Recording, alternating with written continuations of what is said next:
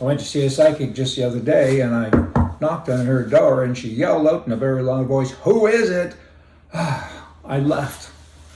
Did you get that? We have a viewer letter here I'd like to read to you. Someone needs to tell the US of A, the media, and all of the politicians and the Biden administration, everybody in it, to change its focus from the Ukraine to the real threat of communism on their northern border. That would be Canada.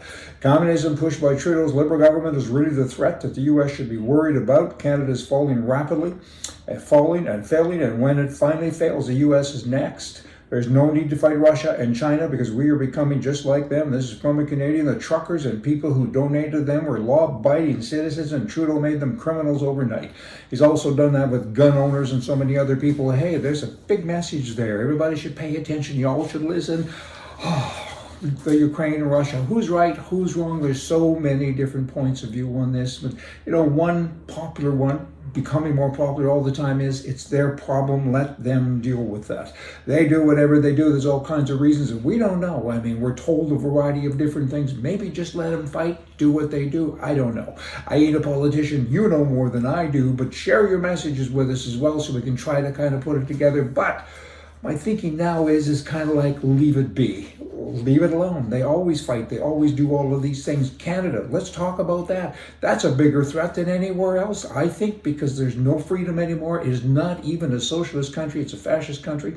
Even socialism rules there don't apply anymore. This guy makes it up as he goes. That would be the prime mistake of Canada, Justin Trudeau.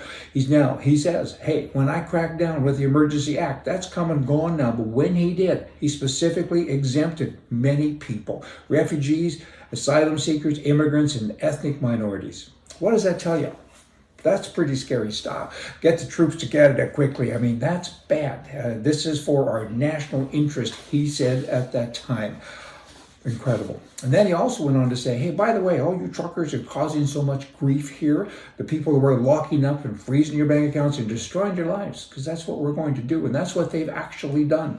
He also says that, hey, oh, by the way, you people who are unvaccinated and truckers, if you deliver COVID devices or vaccines or any kind of medicine that we approve, you too are exempt. Unvaccinated truckers now can drive across the border. Oh boy.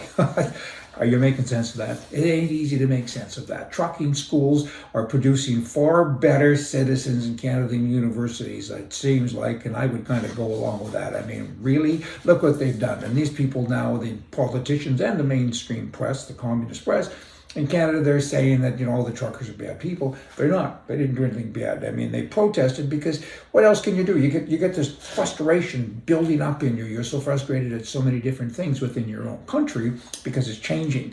And the Prime Minister of Canada doesn't like Canada, so he's changing it. Whereas Canadians should, of course, change prime ministers, but he's doing all those changes in the truckers. They express themselves. Is everything they did right? Maybe not. I mean, maybe they shouldn't have closed this border and that border. I mean, I don't know that, but certainly they caused a reaction. The government had to stop and pay attention, but they did it the wrong way. I mean, transport truck drivers in Canada, there's lots of them. There's 303,000 men in the country and a whole bunch of women in addition to the men that drive trucks for a living.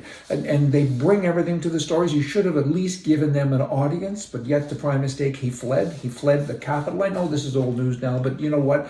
There's more news in this than old news because it's future news. It's all about socializing, communizing a country, and that's what's going on.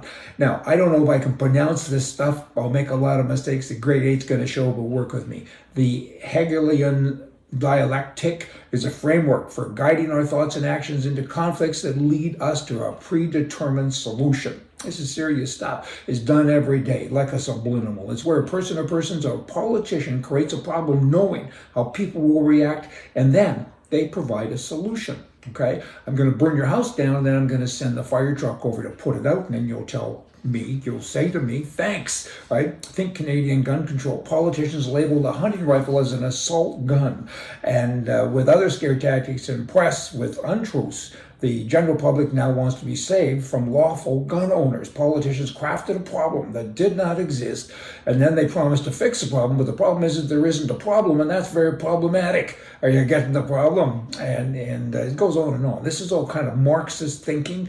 It's all been written about in Marxist. He thought this was a great way to advance humanity into a dictatorship, and this is all pieces or parts of that, and it's all about controlling and guiding the thoughts, and y'all can have an opinion as long as I approve of it and as long as it matches mine.